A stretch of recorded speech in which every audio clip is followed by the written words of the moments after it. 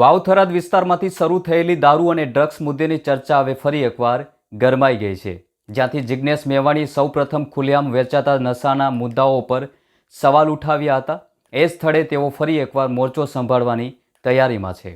એટલે કે જિજ્ઞેશ મેવાણી હવે મોરે આપવાના મૂડમાં છે અને મેવાણીના ઓન ગ્રાઉન્ડ વિડીયો અને પોલીસ તંત્ર સામે ઉઠાવેલા પ્રશ્નો બાદ સમગ્ર ગુજરાતમાં મુદ્દો સતત ચર્ચાનો વિષય બન્યો છે. હાલમાં જિજ્ઞેશ મેવાણી સૌથી મોટું એલાન કર્યું છે, તેના વિશે વિગતવાર વાત કરીશું. નમસ્કાર, હું છું દિનેશ ઝાલા અને વિડીયોમાં આગળ વધતા પહેલા અમારી ચેનલને સબસ્ક્રાઇબ કરવાનું ભૂલશો નહીં.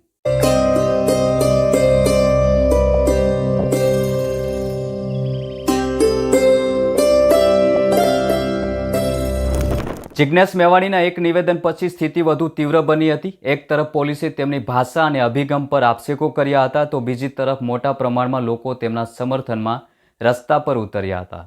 આ વિરોધ અને સમર્થનની બેવડી સ્થિતિએ આ મુદ્દાને વધુ રાજકીય બનાવ્યો હતો.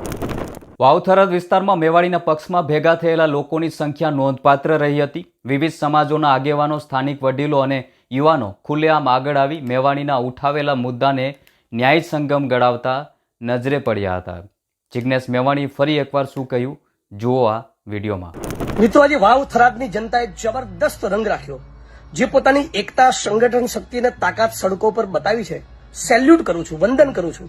ગુજરાતની અંદર જે પ્રમાણે દારૂ અને ડ્રગ્સનો કાળો કારોબાર એ ભરડો લઈ ચૂક્યું છે, ગુજરાતની અનેક બેન દીકરી માતાઓને વિધવા બનાવી ચૂક્યું છે, ડ્રગ્સ યુવા પેઢીને બરબાદ કરી રહ્યું છે. આના મુદ્દેની કેમ્પેન, આના મુદ્દેના એક આંદોલનની શરૂઆત થરાદથી થઈ અને એ છતાં મને એપ્રિશિએટ કરવાના બદલે જે પ્રમાણે બદનામ કરવામાં આવ્યો, એ મારી બદનામીની વિરુદ્ધમાં તમે પોતાને માઠું લાગ્યું હોય, તમારું પોતાનું અપમાન થયું, એ રીતે તમે જે પ્રમાણે મારા સમર્થનમાં રોડ ઉપર ઉતરી આવ્યા, સમગ્ર સર્વ સમાજના વાવ થરાદના લોકોને હું વંદન કરું છું, હું સેલ્યુટ કરું છું.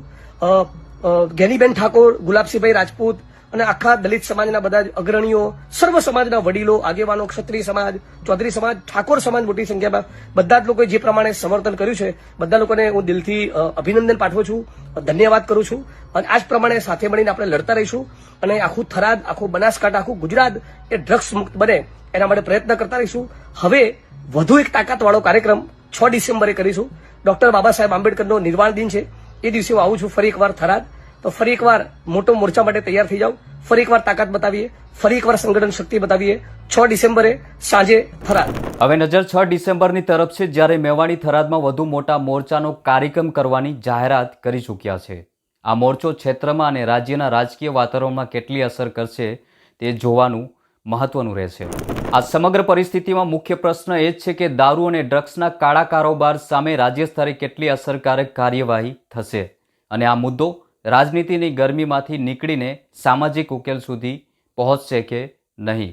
આ સમગ્ર બાબતને લઈને તમારું શું કહેવું છે, કમેન્ટ કરી જરૂર જણાવજો અને આવી વધુ રસપ્રદ ન્યૂઝ સ્ટોરી જોવા માટે અમારી ચેનલને સબસ્ક્રાઇબ કરવાનું ભૂલશો નહીં.